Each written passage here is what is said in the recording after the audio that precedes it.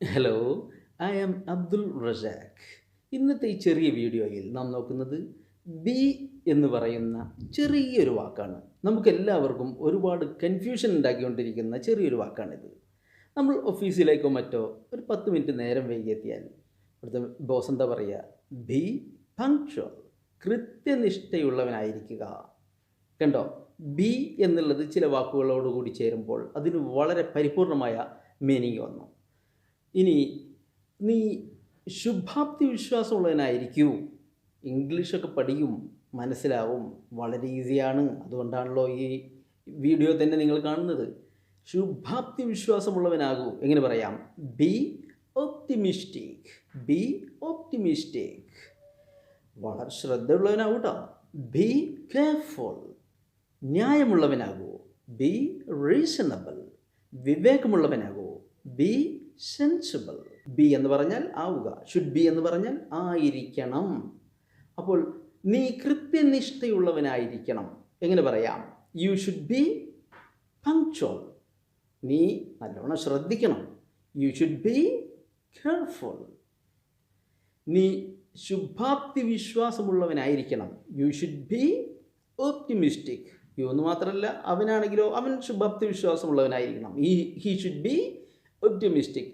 അവൾ ശുഭാപ്തി വിശ്വാസമുള്ളവളായിരിക്കണം. She should be optimistic. നീ ന്യായമുള്ളവനായിരിക്കണം. You should be reasonable. നീ വിവേകമുള്ളവനായിരിക്കണം. You should be sensible. കണ്ടോ? ഷുഡ് ബി എന്ന് പറഞ്ഞാൽ ആയിരിക്കണം.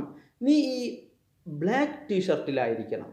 U should be in black T-shirt. നീ ആ വൈറ്റ് ഷർട്ടിലായിരിക്കണം. You should be in white shirt. ഇനി ഈ ബി എന്നുള്ളത് വില്ലിനോടൊപ്പം വെച്ചാലോ? വിൽ ബി, ആകും. ഞാൻ അടുത്ത ആഴ്ച അവിടെയായിരിക്കും, അല്ലെങ്കിൽ ഞാൻ നാളെ അവിടെയായിരിക്കും. I will be there tomorrow. ഞാൻ അടുത്ത ആഴ്ച അവിടെയായിരിക്കും. I will be there next week. ഞാൻ അടുത്ത മാസം അവിടെ ആയിരിക്കും. I will be there next month. Year ആണെങ്കിലോ I will be there next year. Okay, I will be there next year. ആകും എന്നാവും വില്ലിനോടൊപ്പം വെച്ചാൽ. എന്നാൽ വുഡിനോടൊപ്പം വെച്ചാലോ? ആയിരിക്കും. കേട്ടോ? ഉറപ്പില്ല. I would be there tomorrow. ഞാൻ നാളെ അവിടെ ആയിരിക്കും.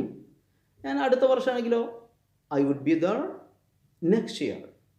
അടുത്ത ആഴ്ചയാണെങ്കിൽ നെക്സ്റ്റ് വീക്ക്. മനസ്സിലായല്ലോ? വില്ലിനോടൊപ്പം വെച്ചാൽ ആകും എന്നാവും. വിൽ ബി, ആകും. വുഡ് ബി, ആയിരിക്കും. ഇനി ഈ ബി എന്നുള്ളത് ക്യാനോടൊപ്പം വെച്ചാലോ?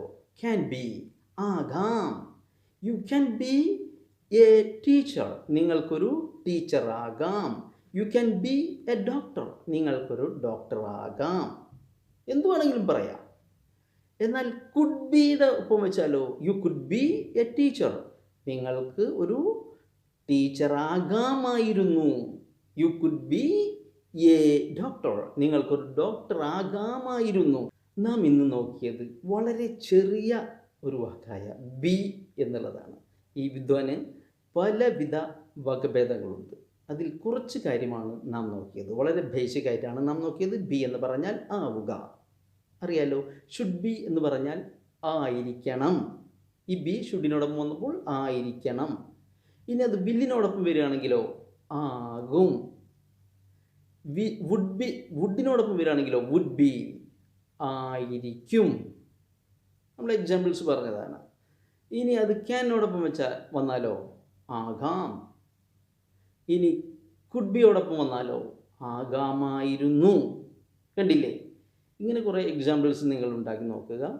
ഓക്കെ, നിങ്ങൾക്ക് ഈ വീഡിയോ ഇഷ്ടമായെങ്കിൽ നിങ്ങളിതെല്ലാവർക്കും ഷെയർ ചെയ്ത് കൊടുത്തോളൂ. ഇനിയും സബ്സ്ക്രൈബ് ചെയ്യാത്തവരുണ്ടെങ്കിൽ സബ്സ്ക്രൈബ് ചെയ്തോളൂ. I am Abdul Razak, communicative English, psycholinguistic skills and American accent trainer.